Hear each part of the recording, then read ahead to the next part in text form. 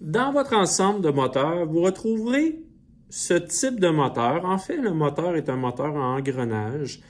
Donc, c'est un moteur DC, tout comme celui que vous avez utilisé depuis le début du cours.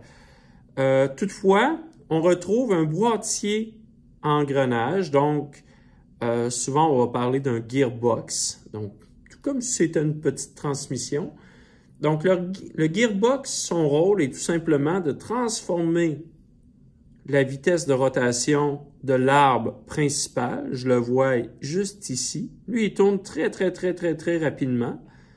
Puis à l'intérieur, on trouve tout plein de roulettes en engrenage qui permettent d'avoir un arbre ici qui va avoir une vitesse de rotation moindre que celle qu'on retrouve ici, que l'arbre principal. Par contre, avec beaucoup plus de couple. Donc, c'est un moteur qui va être ralenti par rapport à un moteur DC traditionnel. Toutefois, on va transformer la vitesse de rotation de l'arbre en couple, tout comme on le fait avec nos vélos à vitesse. Donc, quand vient le temps de changer la roulette en engrenage, il y a possibilité d'avoir plus de couple, mais à vitesse ralentie. On a juste à penser à la première vitesse de notre vélo à vitesse. Donc, à chaque coup de pédale, la vitesse est moindre. Par contre, j'ai énormément de couple.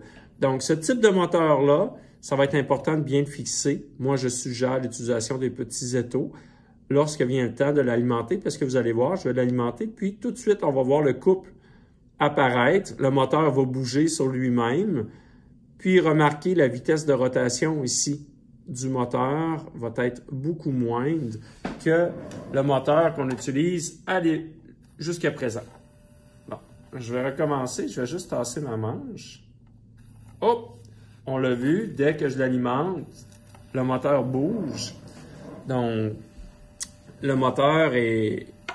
On voit premièrement l'arbre tourner. Il y aura possibilité de contrôler la vitesse du moteur avec la tension d'alimentation du moteur. Ça, vous le savez déjà. Là, je suis alimenté à 12 volts. C'est un moteur qui va fonctionner entre 12 et 24 volts. Donc, si j'augmente la tension d'alimentation du moteur, bien entendu, j'entends mon moteur fonctionner à un régime plus important. Mais, encore une fois, je vois mon arbre principal tourner. Donc, la vitesse est beaucoup moindre que celle de l'arbre que je vois apparaître ici, de mon moteur DC. Puis, quand vient le temps de tenter de ralentir mon moteur, vous allez remarquer, puis je vous invite à l'essayer sur votre pont en H, vous allez remarquer que le couple est beaucoup plus important.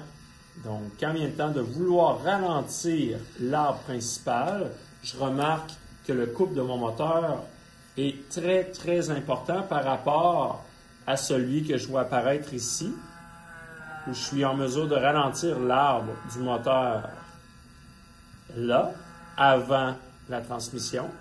Donc, très facilement, juste en appuyant avec mon doigt, alors qu'ici, ça va être très difficile de ralentir